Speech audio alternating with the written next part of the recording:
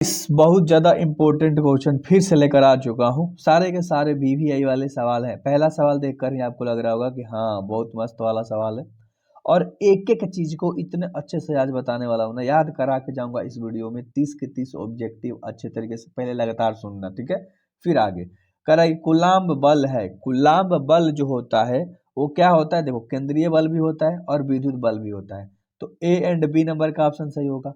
अगर एग्जाम में कोई ये को दे दे, केंद्रीय या विद्युत दे दे, तो आपको एक ही मारना है, ध्यान से समझ लो। इसमें दोनों ऑप्शन दिया था तो मैंने दोनों मारा, ठीक ना, समझ में आ रही है ना। हाँ, तो इंग्लिश मीडियम वाले क्या करेंगे, सेंट्रल फोर्स और इलेक्ट्रिक फोर्स याद रख लेंगे अच्छे तरीके से। अगला सवाल के ऊपर हम लोग बात करते हैं, जो कि दूसरा नंबर सवाल है।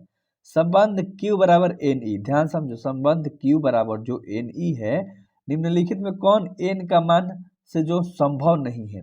यहाँ पर 4, 8, 4.2 और 100।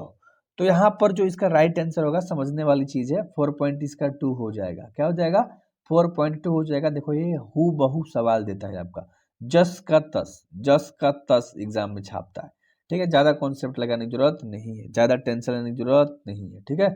चलो अगला सवाल करेंगे, जो 3 नंबर का सवाल है। विद्युत फलस्क का एसआई मात्रक क्या होता है। विद्युत फलस्क का वोल्ट मीटर होता है, वोल्ट मीटर होता है इलेक्ट्रिक फ्लक्स का, ठीक है। अच्छे से याद रखना, एसआई मात्रक, एसआई यूनिट, ठीक है। तो सी नंबर का जो ऑप्शन होगा वो सही होगा, ठीक है। सी नंबर का ऑप्शन जो होगा वो सही होगा। अगला सवाल देखो, 4 नंबर सवाल। 4 नंबर सवाल कह रहा है कि दो विद्युत आवेशों के बीच लगने वाले बल को नियंत्रण करने का नियम कहा जाता है। तो दो विद्युत आवेशों के बीच लगने वाले बल को क्या नियंत्रण करता है, ये सवाल है आपका। वो कूलम्ब का नियम नियंत्रण करता है, कूलम्ब्स लॉ, ठीक है। The law of governing the force between two electric charge is called Coulomb's law. तो अच्छे से अगर याद रहेगा ना, डी नंबर ऑप्शन से, ये कूलम्ब्स लॉ क्या करता है, दो आवेशों के बीच लगने वाले बल को नियंत्रण करता है, ठीक है लाडलो। चलो इतना अच्छे से बोलो ना यार, देखो ये सब बिकने वाले नोट्स हैं, बच्चे बहुत लेते हैं और याद करते हैं, कहते हैं कि भैया एक ही बार में एक ही पीडीएफ में सारा का सारा ऑब्जेक्टिव दे दो। तो मैं नंबर पे, बेसिकली जो नंबर आपको यहाँ दिखाई दे रहे होंगे, उस नंबर पे आपको व्हाट्सएप करना होता है और आपको मिल जाता है अच्छे तरीके से, ठीक है। ऑल चैप्टर, ऑल सब्जेक्ट, सब कुछ। विद्युत क्षेत्र रेखाओं से जानकारी प्राप्त होती है। तो विद्युत क्षेत्र रेखाओं से जो हमें जानकारी प्राप्त होती है, वो दिशा का भी, क्षेत्र शक्ति का भी, आवेश प्रकृति का भी, इनमें से सभी हो जाएगा, ऑल ऑफ दिस, यानी डी नंबर का ऑप्शन सही है। डी नंबर का ऑप्शन सही है, अच्छे से याद रखना, डी नंबर का ऑप्शन सही है भाई साहब। आगे बढ़े, आगे बढ़े, चलो आगे बढ़ते हैं। एक एक सवाल देखो, इतना बार बोलवाऊंगा ना तुमसे, क्योंकि भाई एग्जाम है यार, हलवे थोड़े ना चीजें होती हैं, हमें याद करके चलना है ना। प्रति इकाई, यहाँ प्रति है, पति नहीं, प्रति इकाई आवेश पर लगने वाला बल को हम लोग क्या कहते हैं, तो हम लोग उसे कहते हैं विद्युत क्षेत्र, इलेक्ट्रिक फील्ड इंग्लिश में। सी नंबर का ऑप्शन सही है, सी नंबर का ऑप्शन सही है, सी नंबर का ऑप्शन सही है। विद्युत क्षेत्र, विद्युत क्षेत्र, विद्युत के से क्षेत्र, भीग के विद्युत क्षेत्र। आगे बढ़े, आगे बढ़े, चलो अगला सवाल है, प्रेकत्व का मात्रक है। प्रेकत्व का जो मात्रक होता है वो हेनरी होता है, प्रेकत्व का हेनरी होता है, अच्छे से याद रख लो, सी नंबर का ऑप्शन सही है। प्रेकत्व का हेनरी होता है, सी नंबर का ऑप्शन सही है।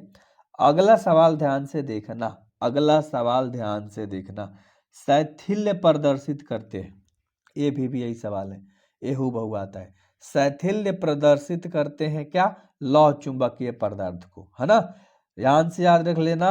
सो क्वेश्चन क्या है, hysteresis is show by ferromagnetic substance, right. तो सी नंबर याद रख लेना, जो शैथिल्य है वो लौह चुंबकीय पदार्थ को प्रदर्शित करता है जी, ठीक है।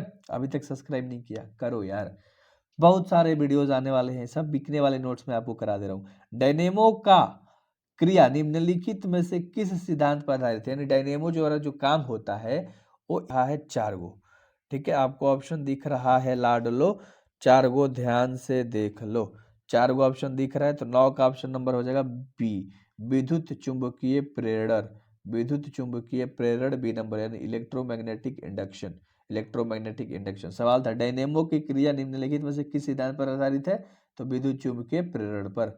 आगे बढ़ते हैं भाई साहब और अगला सवाल करते हैं, ठीक है। तो ये सवाल हम लोग देखेंगे, ध्यान से देखिएगा, चुंबकीय प्रेरण का ऐसा ही मतलब क्या होता है। तो ये सवाल हम लोगों ने क्या किया, वेबर होता है, ठीक है, क्या होता है वेबर, ए नंबर का ऑप्शन सही है, ए नंबर का ऑप्शन सही है।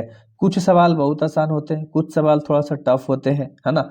तो ट्रिक ही लगा के आपको करना होता है, ट्रिक से करोगे काम बन जाएगा।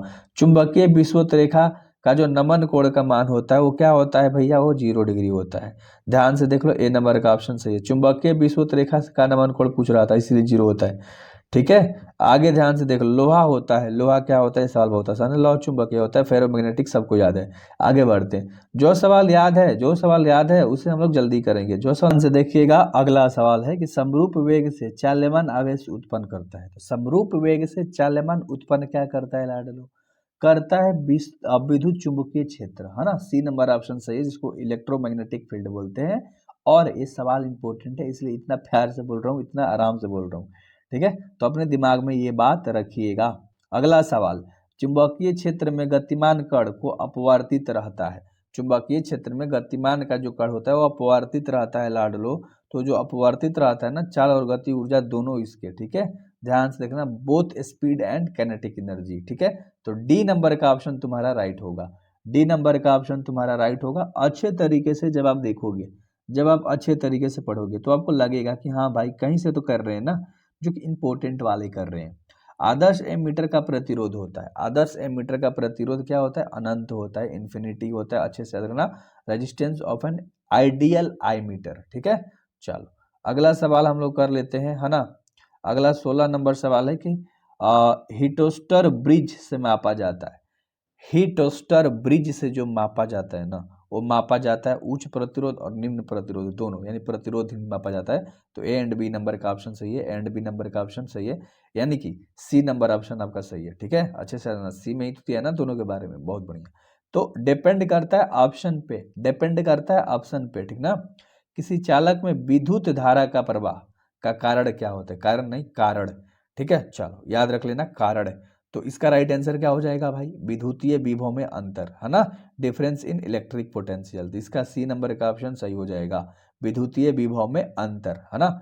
सवाल आप देख रहे हो, आंसर पे 3-4 बार फोकस बना के एकदम तड़ाक से मारो, है ना। कर है यहाँ पर कि किर्कहॉफ का बिंदु नियम किस सिद्धांत पर आधारित है। कर्कहॉफ भी दे देता है कभी कभी, कभी किर्कहॉफ पूछ देता है, मान लो। ठीक है, चलो तो इसका जो राइट आंसर हो जाएगा भाई 18 नंबर का हो जाएगा, आवेश संरक्षण पर। इंग्लिश में भी आप देख लो इसका, आवेश संरक्षण, कंजर्वेशन ऑफ चार्ज। तो बी नंबर का ऑप्शन सही है इसका। ठीक है, बी नंबर। उतना उतना ज्यादा लेंथी टाइप से नहीं करूंगा, टेंशन मत लो, ये सब बिकने वाले नोट से भाई, है ना, इसलिए थोड़ा सा ना आपको अच्छे से करा रहा हूँ। आप 10 मिनट दे सकते हो, आप चाहो तो स्पीड को बढ़ा सकते हो। विद्युत परिपथ का वह गुण विद्युत ऊर्जा को उष्मा उद्वार में बदल देता है, वो क्या कहलाता है। विद्युत परिपथ का वह गुण जो ऊर्जा उष्मा को बदल देता है। सिंपल सा साधारण सा सवाल है, राइट। तो प्रतिरोध में बदलता है भाई, रेजिस्टेंस में। डी नंबर का ऑप्शन सही है, उसे हम लोग रेजिस्टेंस कहते हैं, प्रतिरोध कहते हैं। अगला जो सवाल है 20 नंबर कि विद्युत परिपथ में विभवांतर मापा जाता है। विद्युत परिपथ में विभवांतर मापा जाता है वोल्ट में, किसमें, वोल्ट में मापा जाता है। बी नंबर का ऑप्शन तुम्हारा सही है, 2 बार बोल लो इस सवाल को, है ना। अगला सवाल ध्यान से देख लो, कह रहा है कि विद्युत परिपथ के किसी बिंदु पर सभी धाराओं का बीजगणितीय जो योग होगा, योग मतलब जोड़, तो बीजगणितीय जो योग होगा, जो जोड़ होगा लाडलो, क्या होगा, वो शून्य होगा, 0 होगा। ए नंबर का ऑप्शन सही है, और ये सवाल बीबीआई है, हूबहू देता है। ठीक है, चलो अगला सवाल करेंगे जो कि 22 नंबर का सवाल है, किलोवाट घंटा मात्रक होता है। ये होता है ऊर्जा का भाई साहब, है ना, ये बी नंबर का ऑप्शन सही है, ऊर्जा का होता है। ये सवाल बीबीआई है, ये सवाल बीबीआई है। ठीक है, अगला सवाल जो 23 नंबर का सवाल है, इसे करेंगे। किसी चालक का विशिष्ट प्रतिरोध बढ़ता है, किसी चालक का विशिष्ट प्रतिरोध बढ़ता है तापमान बढ़ने से। जब भी आपका तापमान बढ़ेगा तो उसका विशिष्ट प्रतिरोध क्या होगा, बढ़ेगा। अगला सवाल कर लेते हैं जो 24 नंबर का सवाल है, किसी अर्धचालक का तापमान गुणांक का मान होता है। तो उसका जो गुणांक का मान होता है वो ऋणात्मक होता है, बी नंबर का ऑप्शन सही है, यानी कि निगेटिव होता है। ठीक है, ये सवाल का आंसर अच्छे से याद कर लेना और सब्सक्राइब जरूर करना, क्योंकि भाई साहब आपको ऐसा कंटेंट कोई नहीं देने वाला, ना कोई देता होगा। अगला सवाल, ट्रांजिस्टर के, है ना, प्रवर्धक गुणांक का इकाई होता है। तो राइट आंसर क्या हो जाएगा, इनमें से कोई नहीं, क्यों, क्योंकि एमीटर, वोल्ट और ओम ये सब कुछ नहीं होता। ठीक है, तो डी नंबर का ऑप्शन सही है ना, डी नंबर का ऑप्शन सही है। आगे बढ़े, आगे बढ़े, चलो अगला सवाल अब खत्म ही होने वाला है, टेंशन मत लो, आराम से रहो। नाभिकीय अभिक्रिया में संरक्षण रहता है, तो जो संरक्षण रहता है वो क्या होता है भाई, रेखीय संवेग, कुल आवेश और कोणीय संवेग। तो सभी हो जाएगा, डी नंबर का ऑप्शन सही हो जाएगा। डी नंबर का ऑप्शन सही हो जाएगा तुम्हारा, डी नंबर। ठीक है, आगे बढ़ते हैं। जो 27 नंबर का सवाल है, कह रहा है निम्नलिखित में किस भौतिक राशि, भौतिक नहीं, भौतिक राशि का पुनर्वितरण प्रकाश का व्यक्तीकरण होता। तो प्रकाश का व्यक्तीकरण होता है बोल रहे है ना। इसका आंसर करेक्ट क्या हो जाएगा, तीव्रता यार। ठीक है, जिसको हम इंटेंसिटी बोलते हैं। बी नंबर ऑप्शन सही है तुम्हारा, बी नंबर ऑप्शन सही है तुम्हारा। ठीक है, और अगला कह रहा है 28 नंबर सवाल, एक दीर्घ दृष्टि दोष वाले व्यक्ति को आवश्यक होती है। तो एक दीर्घ दृष्टि दोष वाले व्यक्ति की आवश्यकताएं जो होगी वो कौन सी होगी, वो उत्तल लेंस की होगी, कन्वेक्स लेंस की होगी। ठीक है, तो ए नंबर का ऑप्शन सही है। ठीक है, चलो, है ना। अगला सवाल 29 नंबर, दो उत्तल लेंस परस्पर संपर्क में रखे हैं तो समतुल्य लेंस है। तो समतुल्य लेंस है उसको हम उत्तल लेंस कहते हैं, है ना। इसको कॉन्वेक्स कहते हैं। ए नंबर ऑप्शन सही है भाई, है ना। ए नंबर ऑप्शन सही है। एक और सवाल है, थोड़ा सा सब्र बना लो और इस सवाल देख लो। कितने बच्चे वीडियो छोड़ गए होंगे। किसी कारण वायु का जो बुलबुला पानी के अंदर चमकता दिखाई देता है ना। किस कारण से वायु का जो बुलबुला है पानी के अंदर चमकता हुआ दिखाई देता है, वो है पूर्ण आंतरिक परावर्तन। सी नंबर का ऑप्शन सही है। ठीक है, बाकी पुराने बच्चे मुझे अच्छे से जानते हैं। विवर्तन की घटना को कितने वर्गों में बांटा गया है। तो विवर्तन की घटना को टोटल भाई साहब 5 वर्गों में, कितने, 5 वर्गों में बांटा गया है। डी नंबर का ऑप्शन तुम्हारा सही है। और इसी बात के लिए तुम अभी लाइक करोगे, सब्सक्राइब करोगे, एग्जाम में फोड़ना है ना। चलो, तो जुड़ोगे इस चैनल से, मुझे पता है भाई, है ना। निम्नलिखित में से कौन सबसे उत्तम एक वर्णीय प्रकाश का स्रोत होता है। तो वो होता है लेसर, वो होता है लेसर। डी नंबर का ऑप्शन सही है। ये सवाल आसान सा था यार, ये सवाल आसान सा था। चलो, अगला सवाल करेंगे 3 नंबर का सवाल, जो वीवीआई तो है ही, लेकिन ये हु बहु पूछता है एग्जाम में, हु बहु पूछता है, जस का तस, जस का तस पूछता है।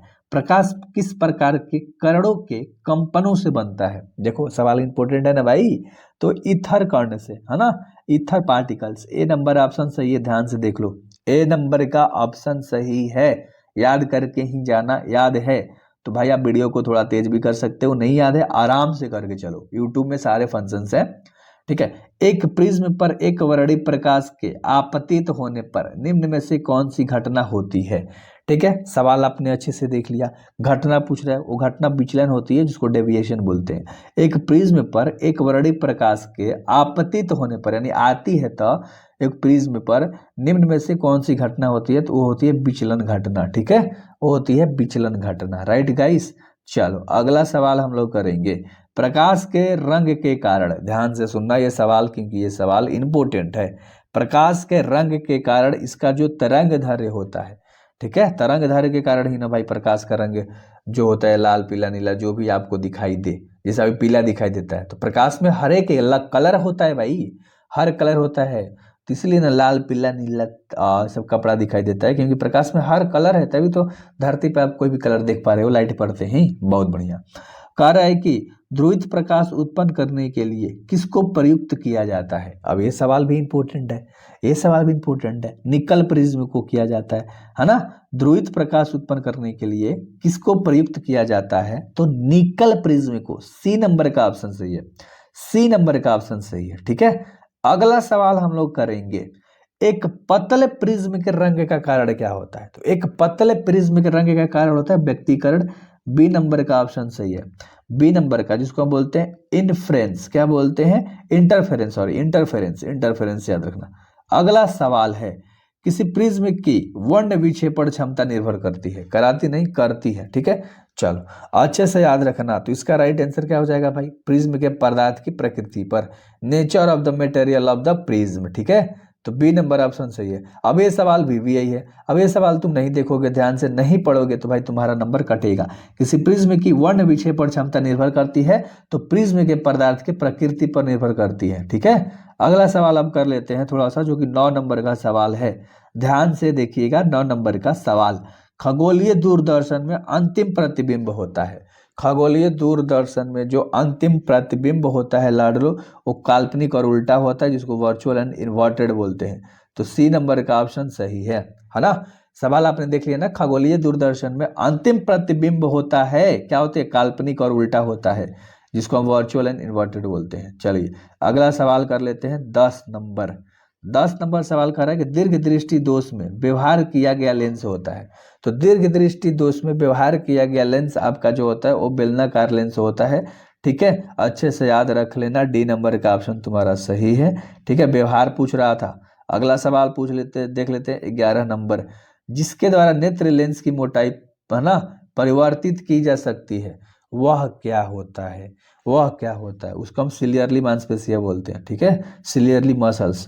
तो सी नंबर का ऑप्शन सही है, सी नंबर का ऑप्शन सही है। अगला सवाल करेंगे जो कि 12 नंबर का सवाल है कि पानी के अंदर हवा का एक बुलबुला किस लेंस की तरह व्यवहार करता है? पानी के अंदर हवा का एक बुलबुला किस लेंस की तरह भाई साहब व्यवहार करता है? तो करता है अवतल लेंस की तरह, जिसको हम बोलते हैं कनकेव लेंस। ठीक है, तो ए नंबर का ऑप्शन सही है। सॉरी सॉरी सॉरी, देखो ये सवाल बहुत इंपॉर्टेंट है, ये बोलना भूल गया था तो इसके लिए सॉरी मैं आप लोगों से बोल रहा हूँ ना, बहुत इंपॉर्टेंट ये सवाल है। ठीक है, ये बहुत इंपॉर्टेंट सवाल है गाइस, बहुत इंपॉर्टेंट। अगला सवाल करेंगे जो कि 13 नंबर सवाल है कि एक उत्तल लेंस को पानी में डुबाया जाता है तो उसकी जो क्षमता होती है वो क्या होती है? घट जाती है ना, डिक्रीज हो जाती है। बी नंबर का ऑप्शन सही है, बी नंबर का ऑप्शन सही है। अगला सवाल है 14 नंबर, कह रहा है क्लैंडिंग का अपवर्तनांक है ना क्रोड के अपवर्तनांक से होता है तो क्या होता है? कम होता है, लेस होता है। ए नंबर का ऑप्शन तुम्हारा सही है ना, ए नंबर का ऑप्शन तुम्हारा सही है। अगला सवाल करेंगे 15 नंबर, ध्यान से देखना 15 नंबर लाडलो। जब प्रकाश कांच में प्रवेश करती है तो इसका जो तरंग दैर्घ्य होता है वो क्या होता है? वो घटता है ना। ध्यान से, प्रकाश कांच में जब घुसेगी तो थोड़ा मोटा लाइट कम ही होगा ना, भले पार हो जाएगी उधर है ना, लेकिन थोड़ा सा उसका लाइट कम हो जाएगा।